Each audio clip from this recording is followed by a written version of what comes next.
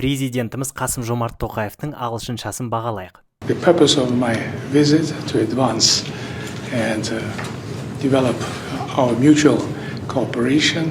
Керемет ресми тіркес Advance and Develop Cooperation бұл дипломатиялық ағылшынның таза үлгісі, айтылуы анық, грамматикасы мінсіз.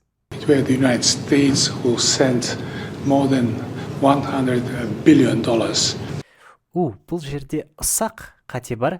Which sent us деу керек еді, себебі who деген адамдармен қолданылады, ал which елдермен. We are very much proud about this fact.